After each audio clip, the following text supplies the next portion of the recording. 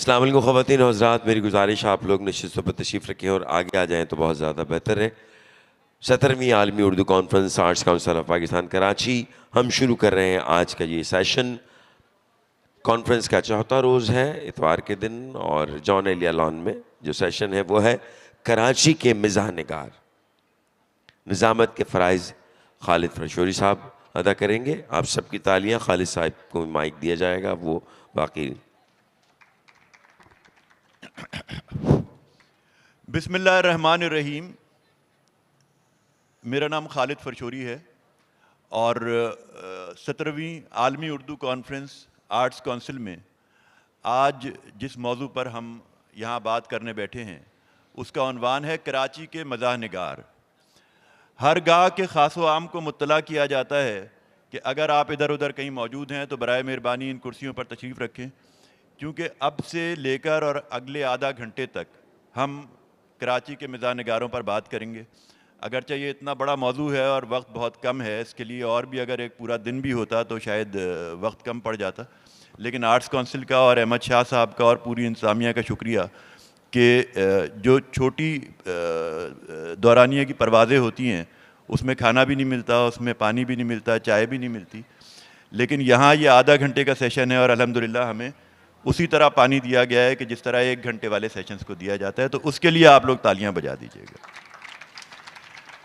کراچی کے مزاح نگاروں پر بات کرنے کے لیے ہمارے ساتھ جو شخصیات موجود ہیں اس میں نظر الحسن صاحب یہاں بیٹھے ہیں، جو ماشاءاللہ وائس اوورز کے حوالے سے ایک بہت بڑا نام ہے، جو تھیٹر کے حوالے سے ایک بہت بڑا نام ہے۔ یہ ایکٹنگ بھی کرتے ہیں اور ناپا سے انہوں نے سیکھا اور ناپا میں ہی یہ پڑھاتے بھی رہے اور اب آرٹس کونسل میں تھیٹر پڑھا رہے ہیں۔ ہم بہت ساری تالیوں میں نظر الحسن صاحب آپ کو خوش آمدید کہتے ہیں۔ مختلف ٹی وی چینلز پہ بھی انہوں نے کام کیا، میرے ساتھ بھی ایک چینل میں انہوں نے کام کیا تھا، اور میرے برابر میں جو ہستی موجود ہے یقیناً آپ میں سے کسی کے لیے وہ نیا نام نہیں ہوگا۔ ہم بہت ساری تالیوں میں خوش آمدید کہتے ہیں جناب سید نصرت علی صاحب کو، جو پی اے سی سی میں انگریزی پڑھاتے ہیں، انگلش ڈپارٹمنٹ کے چیئرمین ہیں اور جی ایس کے مینجمنٹ ٹرینرز میں سے ایک ہیں، اور شعر و ادب سے بہت دلچسپی رکھتے ہیں۔ کراچی سے ہی نہیں بلکہ ملک بھر میں جتنے ادیب اور شاعر ہیں ان کو انہوں نے پڑھا ہوا ہے، اور یہ چاہتے ہیں کہ ان کو اگر 4 منٹ بھی ملیں تو یہ کم از کم 40 ادیبوں اور شاعروں کا ذکر کر دیں۔ ان کا ایک اور حوالہ یہ ہے کہ یہ شاعروں کی پیروڈیز بہت اچھی کرتے ہیں۔ تو آج سب سے پہلے بجائے، کیونکہ ہمارے پاس وقت بہت کم ہے، تو میں سب سے پہلے گزارش کروں گا کہ نصرت علی بھائی آپ سب سے پہلے غالباً دلاور فگار صاحب، اچھا 1 ہی سیکنڈ ہے آپ کے پاس۔ السلام علیکم۔ میں ابھی جو اپنے چیزیں آپ کے سامنے پیش کروں گا اس سے پہلے میں چاہتا ہوں کہ خالد فرشوری صاحب جو ہیں بہت بڑا نام ہے، ان کے والد ان سے بھی بہت بڑی ہستی رہے ہیں، ان سے میری گزارش ہے، یہ ماشاءاللہ ہم سے زیادہ یہ اداکاری اور صداکاری پر عبور رکھتے ہیں۔ خصوصاً ایک آدمی کا میں چاہتا ہوں کہ ان کا انداز میں ذرا سا بیان کر دیں، وہ ہے ٹیلی ویژن کے ایک اینکر جاوید چودھری صاحب۔ اب آپ ذرا سنیے کہ چودھری صاحب کیسے بولتے ہیں، جاوید چودھری ٹیلی ویژن کے۔ جی بہت شکریہ۔ اصل میں یہ میرا ایک ضمنی حوالہ ہے، اور اس کا وجہ یہاں بات کرنے کی اگر آپ نے کہا ہے تو کیونکہ ہم مزاح نگاروں پہ بات کر رہے ہیں، تو کتابیں بھی لکھیں مزاح نگاروں نے، بڑی بڑی کتابیں لکھیں۔ مزاح نگاروں نے ٹی وی کے لیے بھی لکھا کراچی کے، مزاح نگاروں نے ریڈیو کے لیے بھی لکھا، مزاح نگار جو ہیں وہ اسٹیج تھیٹر کے لیے بھی لکھ رہے ہیں، اور اب ایک نیا شعبہ جو آ گیا ہے وہ ہے کانٹینٹ کریٹرز کا، جو سوشل میڈیا کے لیے کام کر رہے ہیں۔ تو ہم اس فہرست میں شاید اگر آپ مجھے شمار کر لیں تو میں کچھ نہ کچھ کرتا رہتا ہوں۔ تو جاوید چودھری صاحب ہمارے دوست ہیں، ہمارے کولیگ بھی رہے ہیں جنگ میں، تو وہ کس طرح بولتے تھے، تو میں نے ایک ڈان نیوز کے ایک پروگرام میں ہم نے وہ کیا تھا، تو اور میں نے کہا یہ تھا کہ اگر 10 سیکنڈ تک آپ ان کو غور سے سنتے رہیں تو آپ کو لگے گا وہ سچ بول رہے ہیں۔ اگر آپ نے پوری تاریخ بھی پڑھی ہوئی ہو تو آپ کو لگے گا کہ یہ والی تاریخ صحیح تھی اور میں نے غلط پڑھی تھی۔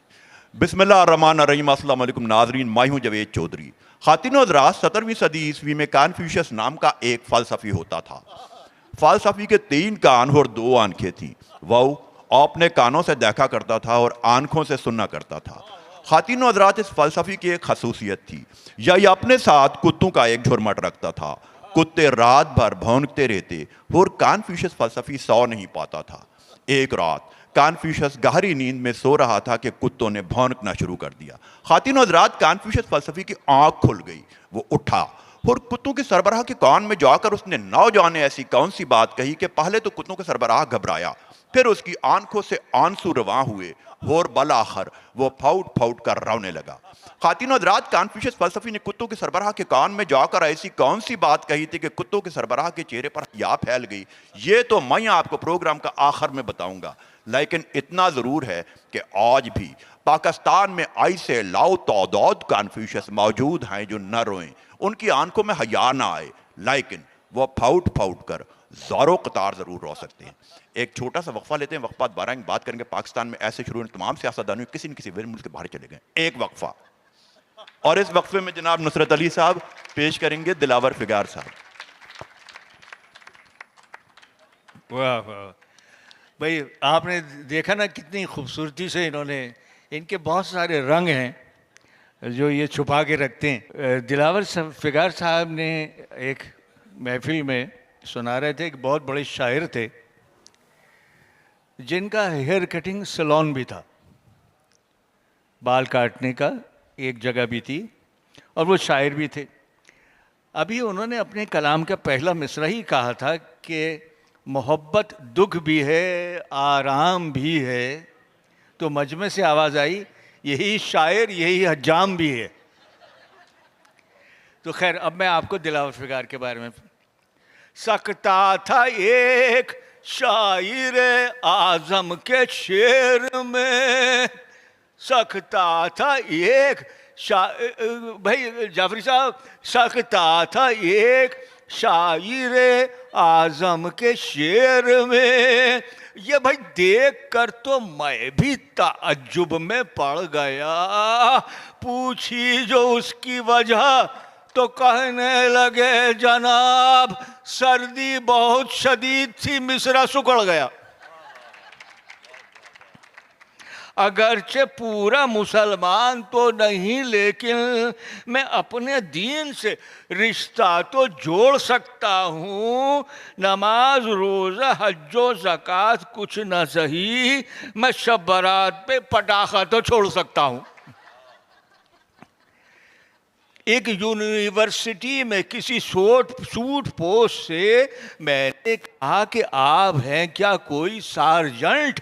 کہنے لگے آپ سے مسٹیک ہو گئی، I am the head of Urdu department. ایک پیائی کے بارے میں بڑا عمدہ کہا، چائے پانی مفت پلا دیتا ہے پی آئی اے، چائے پانی مفت پلوا دیتا ہے پی آئی اے۔ جعفری صاحب، اور کچھ پینا ہو تو پھر گھر پی آئیے۔ سنا ہے عشق میں مشکل ہے میٹرک کرنا، رزلٹ کچھ بھی صحیح فارم بھر کے دیکھتے ہیں۔ یہ انہوں نے فراز کے سامنے سنایا تھا۔ ادیب و شاعر و فنکار بوتے ہیں جو شجر، یہ لوگ پھل کہاں اپنے شجر کا دیکھتے۔ یہ آخری شعر سننے کا ہے۔ سنا ہے مرنے کے بعد ان کی قدر ہوتی ہے، سنا ہے مرنے کی بات ان کی قدر ہوتی ہے، تو چند دنوں کے لیے ہم بھی مر کے دیکھتے ہیں۔ شکریہ، 1.5 تالی کا۔ ایک دوات ایک قلم ہو تو غزل ہوتی ہے، جب یہ سامان باہم ہو تو غزل ہوتی ہے، بھوت آسیب شیاطین چڑیلیں ہمزاد، ان بزرگوں کا کرم ہو تو غزل ہوتی ہے۔ یہ شعر دے گا، صرف ٹھرے سے تو قطعات ہی ممکن ہے۔ خالد میاں، صرف ٹھرے سے تو قطعات ہی ممکن ہے، ہاں اگر وسکی اور رم ہو تو غزل ہوتی ہے۔ یہ تھے ہمارے دلاور فگار کی کچھ جھلکیاں۔ اب میں آتا ہوں سید محمد جعفری صاحب کی طرف۔ ایبسٹریکٹ آرٹ کی دیکھی تھی نمائش میں نے، एब्स्ट्रैक्ट आर्ट की देखी थी नुमाइश मैंने, की थी अजराहे मुरव्वद भी सताइश मैंने, आज तक दोनों गुनाहों की सज़ा पाता हूँ, लोग कहते हैं कि क्या देखा तो शर्माता हूँ, एक तस्वीर को देखा जो कमाले फन थी, भैंस के जिस्म पर एक ऊंट की सी गर्दन थी, नाक वो नाक खतरनाक जिसे कहते हैं, नाक वो नाक खतरनाक जिसे कहते हैं, और टांग खींची थी कि मिसवाक जिसे कहते हैं, नक्श महबूब मुसव्विर ने सजा रखा था, मुझसे पूछो तो तिपाही पे रखा था, एक तस्वीर को देखा कि ये क्या रखा है, वर्क़े साफ पर रंगों को घिरा रख,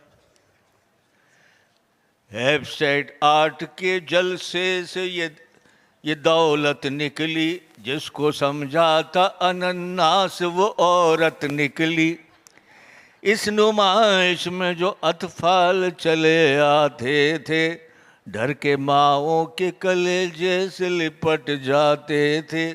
ये थे जनाब सईद मोहम्मद जाफरी। बहुत शुक्रिया जनाब आपका। मेरा नाम डॉक्टर शाहिद मसूद है और मुझे ये हुक्म किया गया था कि यहाँ पर बैठने के बाद आपको सिर्फ संजीदा गुफ्तगू नहीं करना, लेकिन बात यह है कि गुफ्तगू संजीदा है और लोग भी बहुत सारे संजीदा हैं, और इतने सारे लोग जो यहाँ मौजूद मुझे नज़र आ रहे हैं, उससे बहुत बड़ी तादाद, यानी करोड़ों की तादाद में लोग जो हैं वो भंडारे के पीछे मौजूद हैं।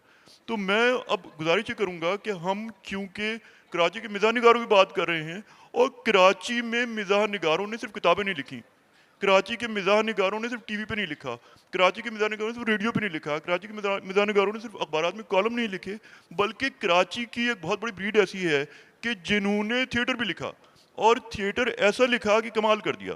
यानी अगर हम कराची के अवामी थिएटर की बात करें तो उमर शरीफ की तहरीरों का जिक्र न करना उमर शरीफ के साथ ज़्यादती है, कराची के साथ ज़्यादती है, कराची के उन अवाम से ज़्यादती है कि जिन्होंने वो ड्रामे देख देख के आज तक ज़रबुल मिसाल बन गई वो चीज़ें। तो थिएटर में बहुत बड़े बड़े नाम हैं हमारे पास, क्योंकि टाइम बहुत कम है और हम बहुत सारे लोगों को सिर्फ नाम ही ले सकते हैं। मैं गुजारिश करूंगा, थिएटर का एक आदमी हमारे साथ मौजूद है जो थिएटर पढ़ाता भी है, थिएटर करता भी है, उसका नाम है नजरुल हसन। नजरुल हसन हमारे साथ एक्सप्रेस टीवी में काम कर चुका है और बहुत शानदार वॉइस ओवर आर्टिस्ट था। आज नजरुल हसन कोई नया काम करने जा रहे हैं, और नजरुल हसन जो हैं वो पढ़ंत भी करते हैं, और उनकी सबसे बड़ी हिम्मत ये है कि वो नुसरत अली साहब के साथ बैठ के पढ़ंत कर रहे हैं। ये बड़ी हिम्मत की बात है कि एक आदमी जो है वो नुसरत अली साहब के साथ बैठ के पढ़ंत करे। और अब ये किसको सुनाने जा रहे हैं, आपका वो कौन सा पसंदीदा अदीब है कराची से ताल्लुक़ रखने वाला कि जिसकी तहरीर को वो अपनी आवाज़ से सजाएंगे। तो मैं गुजारिश करूँगा नजरुल हसन साहब से कि नजर भाई, अल्लाह के वास्ते आप माइक पे तशरीफ़ लें और हमारे कराची के उस मिज़ाह निगार के बारे में बताएं कि आप किसके बारे में पढ़ने जा रहे हैं, क्या पढ़ने जा रहे हैं। वाह वाह वाह, क्या कहने क्या कहने, तशरीफ़ लाएँ, बड़े बड़े लोग तशरीफ़ फरमाएँ। मिज़ाह निगारों की जिस तरह बात है तो मुश्ताक अहमद यूसुफ़ी का नाम जो है वो किसी तारुफ़ का मोहताज नहीं है, और मैं उनका क्या तारुफ़ करूँगा, उनका तारुफ़ उन्हीं की ज़बान से मुझे मुनासिब मालूम होता है जो आपकी समाअतों की नज़र है। नाम वो लिखते हैं, नाम सरे वर्क पर मुलाहिज़ा फरमाइए, ख़ानदान 100 पुश्त से पेशाए आबा सिपाहगरी के सिवा सब कुछ रहा है। तारीख़ पैदाइश, उम्र की उस मंजिल पर आ पहुंचा हूं कि अगर कोई सिन्ने विलादत पूछ बैठे तो उसे फ़ोन नंबर बताकर बातों में लगा लेता हूं। और ये मंजिल भी अजीब है कि बकौल साहिब कशकोल, एक वक्त था कि हमारा तारुफ़ बहू बेटी किस्म की ख़वातीन से इस तरह कराया जाता था कि फ़लाँ के बेटे हैं, फ़लाँ के भांजे हैं, और अब ये ज़माना आ गया है कि फ़लाँ के बाप हैं, फ़लाँ के मामू, और अभी क्या गया है, उम्र रसीदा पेश रो ज़बान हाल से कह रहे हैं कि इसके आगे मकामात आहो फ़ुगां और भी हैं। पेशा गो कि यूनिवर्सिटी के इम्तिहानों में अव्वल आया, लेकिन स्कूल में हिसाब से कोई तबई मुनासिबत न थी, और हिसाब में फ़ेल होने को एक अरसे तक अपने मुसलमान होने की आसमानी दलील समझता रहा। अब वही ज़रिया माश है। حساب کتاب میں اصولاً 2 اور 2 4 کا قائل ہوں، مگر تاجروں کی دل سے عزت کرتا ہوں کہ وہ بڑی خوش اسلوبی سے 2 اور 2 کو 5 کر لیتے ہیں۔ پہچان: قد 5 فٹ 6.5 انچ جوتے پہن کر، وزن اوور کوٹ پہن کر بھی دبلا دکھائی دیتا ہوں، عرصے سے مثالی صحت رکھتا ہوں، اس لحاظ سے کہ جب لوگوں کو کراچی کی آب و ہوا کو برا ثابت کرنا مقصود ہو تو اتمام حجت کے لیے میری مثال دیتے ہیں۔ جسامت: جو سانس روک لوں تو 38 انچ کا بنیان بھی پہن سکتا ہوں، بڑے لڑکے کے جوتے کا نمبر 7 ہے جو میرے بھی فٹ آتا ہے۔ حلیہ: اپنے آپ پر پڑا ہوں۔ پیشانی اور سر کی حد فاصل اڑ چکی ہے، لہٰذا منہ دھوتے وقت یہ سمجھ میں نہیں آتا کہ کہاں سے شروع کروں۔ ناک میں بذات ہی قطعی کوئی نقص نہیں ہے، مگر بعض دوستوں کا خیال ہے کہ بہت چھوٹے چہرے پر لگی ہوئی ہے۔ پسند: غالب، ہاکس بے، بھنڈی۔ پھولوں میں رنگ کے لحاظ سے سفید گلاب اور خوشبوؤں میں نئے کرنسی نوٹوں کی خوشبو بہت مرغوب ہے۔ میرا خیال ہے کہ سبز تازہ اور کرارے کرنسی نوٹوں کا عطر نکال کر ملازمت پیشہ حضرات اور ان کی بیویوں کو مہینے کے آخری تاریخوں میں سنگھایا جائے تو گرہستی زندگی جنت کا نمونہ پیش کرے گی۔ پالتو جانوروں میں کتوں سے پیار ہے۔ پہلا کتا چوکیداری کے لیے پالا تھا، اسے کوئی چرا کر لے گیا۔ اب محض بربنائے وزاداری پالتا ہوں کہ انسان کتے کا بہترین رفیق ہے۔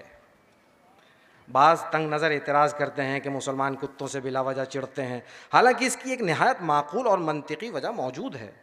مسلمان ہمیشہ سے ایک عملی قوم رہے ہیں اور وہ کسی ایسے جانور کو محبت سے نہیں پالتے جسے ذبح کر کے کھا نہ سکیں۔ گانے سے بھی عشق ہے، اسی وجہ سے ریڈیو نہیں سنتا۔ چڑ: جذباتی مرد، غیر جذباتی عورتیں، مٹھاس، شطرنج۔ مشاغل: فوٹوگرافی، لکھنا پڑھنا۔ تصانیف: چند تصویر بتاں، چند مضامین و خطوط۔ کیوں لکھتا ہوں؟ ڈزریلی نے اس کے جواب میں کہا تھا کہ جب میرا جی عمدہ تحریر پڑھنے کو چاہتا ہے تو ایک کتاب لکھ ڈالتا ہوں۔ رہا یہ سوال کہ یہ کھٹ مٹھے مضامین طنزیہ ہیں یا مزاحیہ یا اس سے بھی ایک قدم آگے، تو بس ایک روایتی آنچ کی کسر رہ جائے یا وار ذرا اوچھا پڑے، ہاتھ آئے تو بت، نہ آئے تو خدا ہے۔ شکریہ۔ بہت شکریہ آپ کا جناب نذر الحسن صاحب۔ میرا نام مبشر لقمان ہے اور مجھے یہ کہا گیا ہے کہ آپ نے ساروں کی نقلیں کرنی ہے لیکن آپ نے مبشر لقمان کی نہیں کرنی، کیونکہ مبشر لقمان کے پیچھے بڑے بندے پہلے پڑے ہوئے ہیں، آگے ایسا نہ ہو کہ کوئی اور بندہ ان کے پیچھے پڑ جائے۔ تو باقی یہ ہے کہ آج ہم جس موضوع کے اوپر بات کر رہے ہیں، ایک تو یہ خالد فرشوری بڑا تنگ کرتا ہے۔ اس آدمی نے میرے ساتھ ARY ٹی وی میں کام کیا تھا لیکن اس نے میرا جینا مشکل کر رکھا تھا۔ جیسے میں کمرے میں آتا تھا سارے بولتے تھے، کہتے تھے مبشر لقمان بن کے دکھاؤ۔ بہت شکریہ۔ کراچی میں بہت سارے لوگوں نے اس مزاح کے فن کی آبیاری کی، کتابیں لکھی گئیں۔ ظاہر ہے کہ ابن انشا صاحب کا نام کسی تعارف کا محتاج نہیں ہے، مشتاق یوسفی صاحب کا نام کسی تعارف کا محتاج نہیں ہے۔ بیزاد لکھنوی صاحب نے ایک کردار لکھا تھا حکیم بڈھن کا، اور وہ ہمارے عقیل عباس جعفری صاحب یہاں موجود ہیں، انہوں نے اس کو حال ہی میں کتابی شکل دی ہے۔ پھر اثر نعمانی صاحب تھے، انہوں نے 8 کتابیں لکھی اور بیسٹ سیلرز میں سے تھی حکیم ٹیکسی، اور شکیل صدیقی صاحب کا حاضر غائب، بڑی شگفتہ سیریز تھی وہ ان کی۔ کیف رضوانی صاحب ایک رائٹر تھے، انہوں نے ٹی وی کے لیے لکھا، ریڈیو کے لیے بہت سارے لوگوں نے لکھا، بڑے بڑے ناموں نے لکھا۔ کراچی سے جن کا تعلق تھا آج کل وہ کینیڈا میں بیٹھے ہوئے ہیں، مرزا یاسین بیگ صاحب، ان کا نام بھی ہمیں لینا چاہیے۔ ریاض الحق صدیقی صاحب مرحوم بہت کم عمری میں چلے گئے، انہوں نے ٹی وی کے لیے، ریڈیو کے لیے منظر امام صاحب، انہوں نے ٹی وی ریڈیو کے لیے بہت لکھا، اور دلاور فگار جیسے شعراء یہاں پر رہے، ان کے بھانجے حیدر حسنین جلیسی، اور بہت بے شمار نام ہیں کہ خالد اختر صاحب جنہوں نے مزاح کے اوپر جو ہے وہ ایک تھیسس بھی ہے ان کا، اور کتنے نام لیے جائیں، بہت کم وقت ہے۔ ابھی میری گزارش ہے کہ सैयद नुसरत अली साहब से मेरी गुजारिश है, वो आगे खुद ही पहुंच गए हुए हैं, उनको पता है कि उनके लिए रोस्टम के ऊपर जो है हमने बंदोबस्त कर दिया हुआ है। तो इब्न इंशा साहब का एक मजमून है जो वो कॉलम है वो पढ़ने जा रहे हैं। मुझे नहीं पता कॉलम पढ़ रहे हैं मजमून पढ़ रहे हैं। जनाब नुसरत अली साहब, तालियां बजा दें क्योंकि नुसरत अली साहब बगैर ताली के कुछ नहीं पढ़ते। पता नहीं कौन सी ज़बान में बात कर रहा है, मेरे को समझ में नहीं आ रहा कि बात क्या कर रहा है ये। अच्छा ख़वातीन हज़रात, ये इब्न इंशा का एक मज़मून है, वो आपकी खिदमत में। उस्ताद मरहूम, उस्ताद का नाम हज़रत अलादीन चिराग चिश्ती निज़ामी रेवाड़वी था। हमारे स्कूल में उर्दू और फ़ारसी पढ़ाते थे। वतन की निस्बत उर्दू तो इनके घर की लौंडी थी, फ़ारसी एक तरह से उनके घर की ज़बान थी। अरबी के भी फाजिल थे, माशाअल्लाह, इंशाअल्लाह, अस्तग़फ़िरुल्लाह, नाऊज़ुबिल्लाह, ला हौल वला कुव्वता इल्ला बिल्लाह, बेतकान बोलते थे। हाँ, अंग्रेज़ी की लियाकत उन्होंने ख़ुद पैदा की थी। एक दफ़ा एक देहाती मुँह उठाए उनकी क्लास में घुस आया तो हज़रत ने फ़ौरन अंग्रेज़ी में हुक्म दिया, गेट आउट। उसे तामील करती ही बनी। इलाक़े का माल अफसर एक अंग्रेज़ था और वो हज़रत से 1 घंटा अंग्रेज़ी में गुफ्तगू करता रहा। उस्ताद मरहूम बराबर समझते जाते थे और सर हिलाते जाते थे, बल्कि बीच बीच में मौका बमौका बेमौका यस यस प्लीज़ प्लीज़ भी करते जाते। एक मरतबा उस्ताद हमारी क्लास में घुस आए और पूछा कि बताओ माश की दाल को अंग्रेज़ी में क्या कहते हैं। सब चुप। फिर सवाल किया, करेले की अंग्रेज़ी क्या है? ये भी कोई ना बता सका। सब एक दूसरे का मुंह तकने लगे। उस्ताद ने फ़ौरन इंग्लिश टीचर निकाली और सारे नाम के अंग्रेज़ी मायने बता दिए। बड़े बड़े अंग्रेज़ी दां उनका सामना करते हुए कतराते थे कि नामालूम कब किस तरकारी का अंग्रेज़ी नाम पूछ ले। अंग्रेज़ी तहरीर पर भी आपको कुदरत हासिल थी, इतनी कुदरत के पूरा दस्तखत अंग्रेज़ी में करते थे। उस्ताद मरहूम को उमूमन मुशायरों में नहीं बुलाया जाता था क्योंकि ये सब पर छा जाते थे। अच्छे अच्छे शायरों को खफीफ होना पड़ता। जुबली का मशायरा हुआ तो हमारे इसरार पर गए। हरचंद के मदऊ न थे मगर मुंतज़िमीन ने हाथों हाथ लिया। दीवाना कसमंडवी, निहाल गुड़गांवी, हज़रत बांस बरेलवी जैसे असातिज़ा स्टेज पर मौजूद थे। इसके बावजूद उस्ताद को सबसे पहले दावत दी गई कि वो अपना कलाम सुनाएं। वो मंज़र अब तक राकिम की आंखों के सामने घूम रहा है कि उस्ताद मरहूम तमकनत के साथ कदम उठाए, माइक पर पहुँचे और तरन्नुम से अपनी मशहूर गज़ल पढ़नी शुरू की। है रिश्ते गम और दिले मजबूर की गर्दन, है अपने लिए अब ये बड़ी दूर की गर्दन। हॉल में सन्नाटा छा गया। सब ने सांस रोक लिए। उस्ताद ने दाद के लिए साहिब सदर की तरफ देखा, लेकिन वो अभी तशरीफ़ नहीं लाए थे। कुर्सी सदारत खाली पड़ी थी। दूसरा शेर इससे भी ज़ोरदार था। सद है कि मजनून का कदम उठ नहीं सकता और दार भी है हज़रत मंसूर की गर्दन। दूसरा मिसरा तमाम न हुआ था कि दाद का एक तूफ़ान फट पड़ा। मशायरे की छत उड़ना तो सुना था हमने, आज देख भी लिया। उनके बाद मशायरे वाले इस वाक़े के बाद मशायरे वाले उस्ताद का इतना अदब करने लगे कि उस्ताद को मजबूर होकर कभी पैगाम भेजते कि मैं शरीक होने आ रहा हूँ तो मुंतज़मीन ख़ुद माजरत के लिए दौड़े दौड़े उस्ताद के घर आ जाते कि आपकी सेहत और मसरूफ़ियत अब इसकी इजाज़त नहीं देती। उस्ताद का कद 5 फीट, 5 فٹ سے نکلتا ہوا اور جسم بھرا بھرا، خصوصاً کمر کے آس پاس، سر پر میل خورے رنگ کی ٹوپی اور اسی رنگ کی شیروانی۔ خادم نے انہیں کبھی بغیر ٹوپی کے نہیں دیکھا۔ ایک بار خود ہی فرمایا، ایک تو بغیر ٹوپی کے رہنا خلاف تہذیب ہے، دوسرے کوے بہت ٹھونگے مارتے ہیں۔ ایک ہاتھ میں 6 انگلیاں تھیں، اس لیے 11 تک بآسانی گن سکتے تھے۔ کھانے کا شوق ہمیشہ سے تھا، خصوصاً دعوتوں میں۔ فرماتے تھے کھانے میں 2 چیزیں ٹھیک ہونی چاہیے، ایک اچھا ہو اور بہت ہو۔ کھانے کا آداب کا ذکر کرتے ہوئے فرماتے تھے کہ سب سے پہلے شروع کرو اور سب سے آخر میں ختم کرو۔ کپڑے پہننے کا سلیقہ بھی تھا۔ ایک کالی اچکن کو انہوں نے پورے 20 سال تک چلایا۔ فرماتے تھے کپڑے کے 2 دشمن ہیں، ایک دھوبی اور ایک استری۔ استری سے مراد یہ آئن سے، کچھ اور نہ سمجھے کوئی۔ ایک مرتبہ اسی حلیے میں راقم کے ہمراہ کسی قوالی میں جا رہے تھے، قوالی کرنے نہیں، سننے۔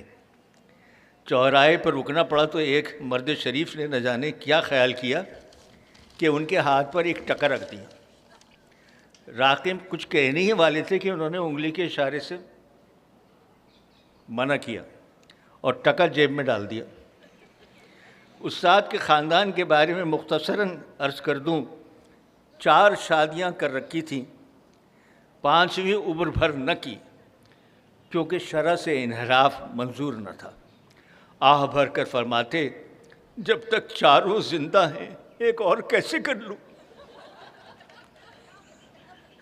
جب تک 4 زندہ ہیں ایک اور کیسے کر لوں؟ شروع میں 4 کی اجازت اس شرط کے ساتھ تھی کہ سلوک یکساں ہو، تو الحمدللہ 4 بیویوں کا سلوک ان کے ساتھ یکساں تھا۔ لیکن استاد اتنے صابر کہ کبھی حرف شکایت منہ پر نہ لائے۔ یہ بھی ابن شیخ کا بہت مختصر سا مجھے لیکن اچھا لگتا ہے۔ یہ فیض کے بارے میں ہے، تو یعنی غالب کا خط ہے جو کہ انہوں نے فیض کے بارے میں لکھا ہے۔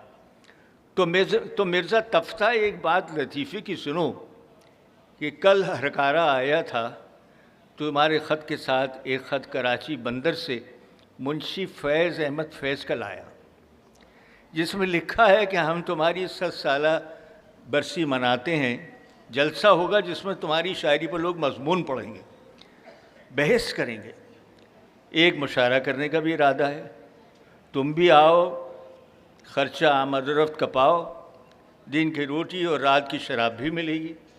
بہت خیال دوڑایا مگر سمجھ میں نہ آئے کہ یہ کون صاحب ہیں، ان سے کب اور کہاں ملاقات ہوئی تھی، اگر شاعر ہیں تو کس کے شاگرد ہیں۔ بار منشی ہیرا سنگھ نے دریافت ہوا کہ ادھر لاہور اور ملتان کے درمیان کی عملداری میں ایک جگہ ہے، اس کا نام ہے سیالکوٹ، فیض وہاں کے رہنے والے ہیں، جہاں کھیلوں کا سامان اور شاعر اچھے بنتے ہیں۔ ایسا کر کے نہ صرف ملک کے اندر ان کی مانگ ہے بلکہ دساور کو بھی بھیجے جاتے ہیں۔ ان میاں فیض کے بارے میں منشی ہیرا سنگھ نے بتایا کہ اکثر دساور بھیجے جاتے ہیں، وہاں سے واپس کیے جاتے ہیں لیکن پھر بھیجے جاتے ہیں۔ ادھر جو ماورائے قفقاز روس کی سلطنت ہے، وہاں کے والی ان کی بہت قدر کرتے ہیں اور اپنے ہاں انعام 100,000 بھی بخشا ہے، جس کو لینن انعام کہا جاتا ہے، اور وہ کسی کو ملتا ہے۔ یہ شاید قصیدہ اچھا ہی کہتے ہوں گے لیکن اپنی اپنی قسمت کی بات ہے۔ دلی کا قلعہ آباد تھا تو بادشاہ کا قصیدہ اور جواں بخت کا سیرا ہم نے بھی لکھا تھا۔ نواب رامپور کی مدح میں اشعار بھی کہے تھے لیکن کبھی یافت نہ ہوئی کہ ساہوکار کا قرضہ ہی چکتا کر دیتے۔ اتنی سرکاری دیکھی، آمدنی اب بھی وہی 162 روپے 8 آنے۔ منشی ہیرا سنگھ نے بتایا، یہ جملہ سننے والا ہے پروفیسر سروت صاحبہ، یہ جملہ سنیے گا۔ منشی ہیرا سنگھ نے بتایا کہ فیض احمد فیض پنجابی ہوتے ہوئے بھی آدمی نیک اور شستہ مذاق کے ہیں. منشی ہیرا سنگھ نے بتایا کہ فیض احمد فیض پنجابی ہوتے ہوئے بھی آدمی نیک اور شستہ مذاق کے ہیں. کسی مدرسے میں لڑکے پڑھاتے ہیں. لڑکے پڑھانے والوں کے متعلق میری رائے اچھی نہیں ہے.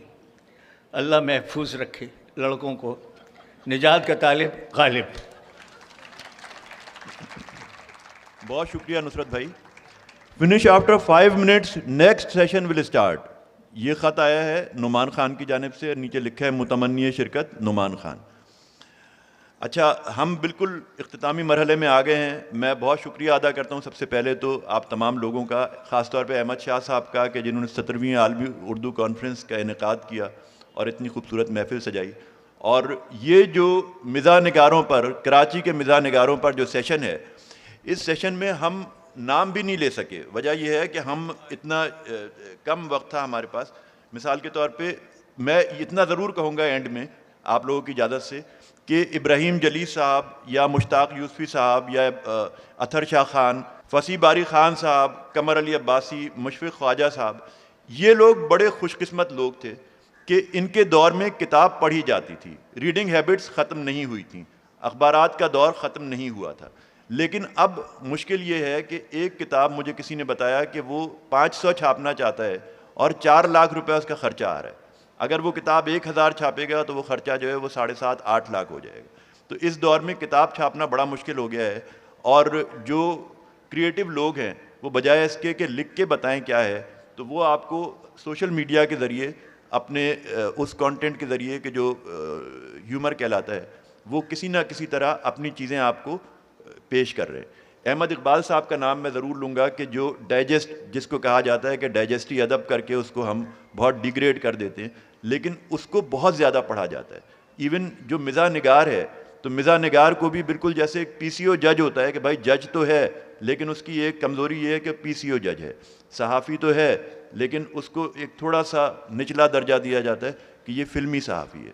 اسی طرح جو ادیب یا شاعر مزاح کرتے ہیں, میں یہ جسارت کروں گا نصرت بھائی یہ کہنے کی کہ اس کو وہ درجہ نہیں ملتا کہ جو ایک سیریس ادیب کو ملتا ہے. حالانکہ وہ جو مزاح نگار ہے وہ اس معاشرے میں اس سے بھی اتنا ہی کردار ادا کر رہا ہے کہ جو ایک سیریس لکھنے والا ادا کرتا ہے. اور جاتے جاتے میں اتنا بھی ایک سوال اٹھانا چاہوں گا آپ لوگوں کے لیے بھی کہ اگر کسی خاتون سے پوچھا جائے کہ آپ کو کیسے مرد پسند ہیں, تو وہ کہتی ہے کہ مجھے ایسے مرد پسند ہیں کہ جس کا سینس آف ہیومر بہت اچھا ہو. لیکن ہمارے ہاں مزاح نگار خواتین کی تعداد آٹے میں نمک کے برابر ہے.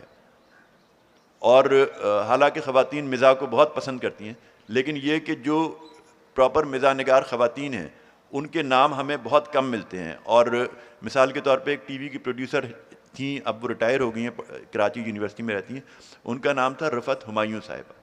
انہوں نے بہت شاندار کام کیا ٹی وی پر. خالہ خیرن کے نام سے ان کا تھا, ایک ڈرامہ کرتی تھیں, کتابیں بھی بہت لکھیں.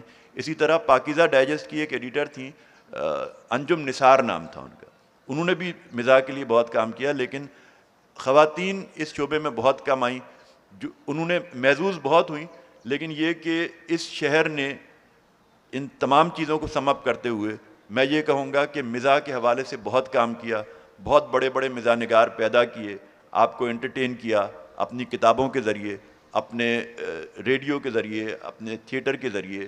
اپنی مصیبت یہ آ گئی نصرت بھائی کہ ہاں آپ فرمائیے گا بھی, ایک مسئلہ یہ ہو گیا کہ رائٹرز کو دبا دیا گیا تھیٹر پہ خاص طور پہ. اور اب ٹی وی میں بھی میں دیکھتا ہوں کہ مزاح اس لیے نہیں لکھا جا رہا کہ ہر آدمی سمجھتا ہے کہ ہم یہ کام کر سکتے ہیں. مجھے ایک ایکٹر نے کہا کہ میرے لیے ایک ڈرامہ لکھ دو, ایک سٹ کام لکھو, اور سچویشن اس نے مجھے اس بھونڈے انداز میں بتائی. بڑا مشہور اداکار تھا وہ. میں نے کہا کس موضوع پہ لکھیں؟ کہنے لگا کہ بس وہ ایسا کر دو کہ کوئی ایک فلیٹ ہے, اس کے اندر جو ہے ایک بندہ رہتا ہے, وہ بڈھا ہو گیا ہے, اس کی ایک بیوی ہے, وہ اس سے فلیٹ کر رہی ہے, اور اس کے 2 بچے ہیں, وہ دونوں جو ہیں وہ لڑکیاں چھیڑتے رہتے ہیں. تو میں نے کہا یہ کیا سچویشن ہے, اس پہ میں کیا لکھوں؟ کہ نہیں تم لکھ دو, وہ باقی میں خود سنبھال لوں گا. میں نے کہا مجھے پیسے کتنے ملیں گے؟ انہوں نے کہا پیسے تجھے پورے ملیں گے لیکن نام تیرا نہیں جائے گا, نام میرا جائے گا. میں نے کہا میں جو آپ کو لکھ کے دوں گا تو وہ تو میں اپنے حساب سے لکھوں گا, آپ کا نام, کہ اللہ میں اس کو ٹھیک کروں گا نا یار, وہ تو سمجھتا نہیں ہے بھائی, اور میں ٹھیک کروں گا نا اس کو.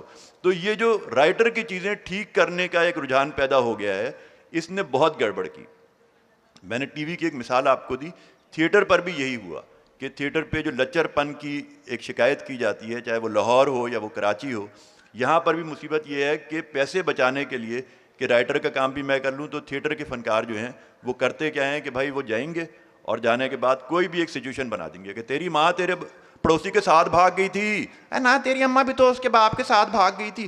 یہ چیزیں مزاح میں آ گئیں.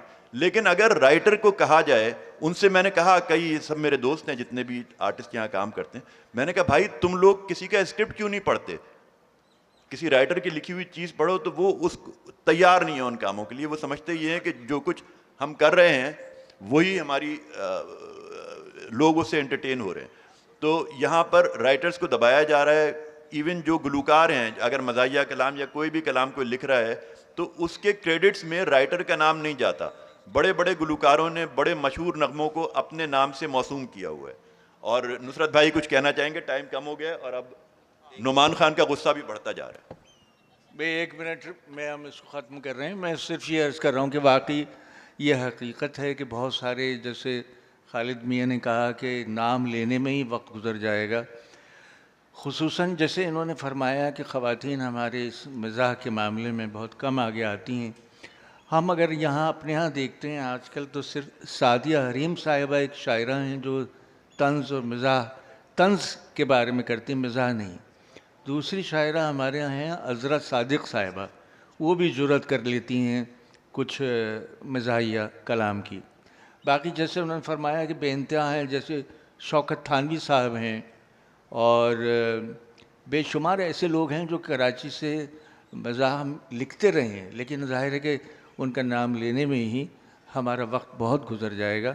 اس لیے میں خالد صاحب سے اختتامی کلمات کی گزارش کرتا ہوں. جی نصرت بھائی آپ کا بہت بہت شکریہ. نظر الحسن آپ کا بہت بہت شکریہ. آپ تمام خواتین و حضرات کا جو یہاں موجود رہے ان کا بہت شکریہ.